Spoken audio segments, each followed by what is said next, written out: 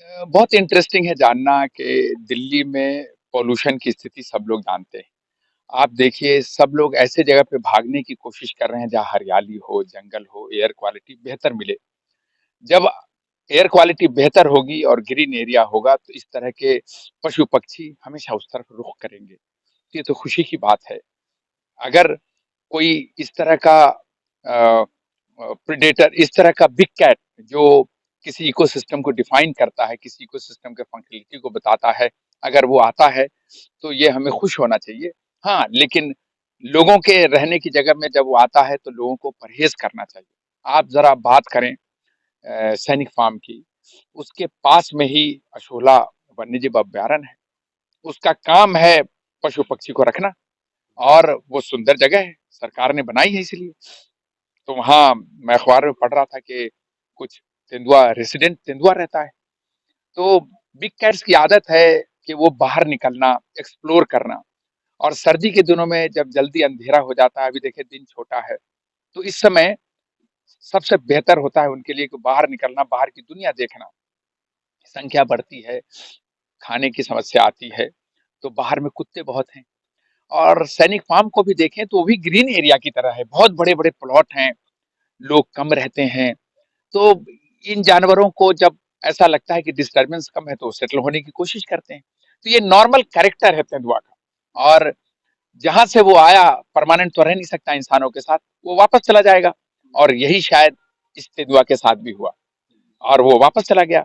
बिल्कुल, क्योंकि आप पड़ोस में जो ग्रीन एरिया है और protected area in fact wild life sanctuary है, वहाँ पर तो उनकी सुरक्षा है, वहाँ पे जानवर हैं, वहाँ पे सारी सुविधाएँ हैं।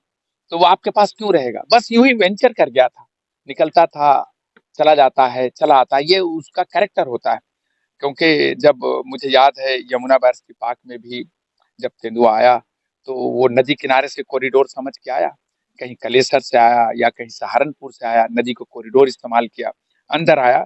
जब आया तो यमुना बैरस पार्क का रिस्टोर्ड जो एरिया है फेज़ 2 का, वो उनको अच्छा लगा, वहाँ सेटल कर गया। वो 20 दिन रहा, तेंदुआ मारा, तेंदुआ ने 2 नीलगाय के बच्चे मारे और वो वहाँ पे रहा। लेकिन जब अब अलग स्तर पे बात उठने लगी तो फिर उसको वापस सहारनपुर भेजा गया। लेकिन इंसानी परिवेश को अच्छा बनाने के लिए ग्रीन पैच की ज़रूरत है। दिल्ली जैसे जगह पे जहाँ पर पानी और हवा लिमिटिंग फैक्टर है, वहाँ ग्रीन एरिया सरकार का बनाना की प्राना प्राथमिकता है और जब वो ग्रीन एरिया बनेगा, तो उससे जुड़े हुए जानवर, पशु-पक्षी आएँगे। उसको हमें प्यार से लेना चाहिए और हमें समझना चाहिए कि उनसे कैसे दूरी बना के कैसे बच के चलें। क्योंकि जो अ, तेंदुआ होता है वांट टू किलर नहीं है कि देखा नहीं कि वो किसी की जान ले लेगा, क्योंकि उसका इंसान भोजन है नहीं। गौर करें तो मैं तो मेरी ट्रेनिंग वन्यजीव में है, तो मैं उनके साथ अलग-अलग प्रोटेक्टेड एरिया में रह के जब शोध करता था तो देखा है, जानवरों का एक गुण है और इंसान अगर जानवरों के उस गुण के साथ, उसके व्यवहार के साथ रह ले, तो मुझे लगता है प्रॉब्लम नहीं आएगी। जैसा मैंने कहा तेंदुआ एक जर्नलिस्ट फीडर है, वो स्पेशलिस्ट नहीं होता इसलिए ह्यूमन डोमिनेटेड लैंडस्केप में भी अपने को अकोमोडेट कर लेता है। तेंदुआ कुत्तों पे निर्भर होगा, तेंदुआ जो मुर्गी वगैरह का लेफ्ट ओवर होता है, उसको खा के ज़िंदा रह जाएगा। तेंदुआ शहर के गार्बेज से कुछ निकाल के खा के रह जाएगा।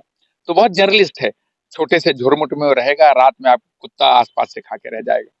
तो इसमें हमें जो कोएग्जिस्टेंस की बात है ना, उस पर हमें विचार करना चाहिए कि जानवर और इंसान कोएग्जिस्ट कैसे करें। दोनों ज़्यादा इंट्रूड ना करें और मुझे लगता है कि घबराने से ज़्यादा प्रिकॉशन लेने की ज़रूरत है, क्योंकि वो जानवर उसको भी इंसानों से खतरा है, क्योंकि 2 पाँव के जानवर बड़े ही स्ट्रॉन्ग होते हैं, तो 4 पाँव का जानवर तो हमेशा उस अपने को तो कमज़ोर ही पाता है, नहीं तो चारों तरफ पूरे कायनात में उन्हीं की संख्या बढ़ जाती है। तो इसलिए मुझे लगता है कि इसमें घबराने से ज़्यादा समझने की ज़रूरत है, समझ के प्रिकॉशन लेने की ज़रूरत बायोडायवर्सिटी पार्क जो बुराड़ी जगतपुर का है, क्या वातावरण या जो अगर पर्यावरण की बात की जाए तो इस तरीके की है कि क्या एक बार पहले भी यहाँ आया, काफ़ी दिन रहा था। आपने ही उस पे काफ़ी हम लोगों को बहुत सारी चीज़ें बताई थी। क्या अब यहाँ मिल रहा है उनको? है। देखिए, बायोस्फीयर पार्क का ऑब्जेक्टिव था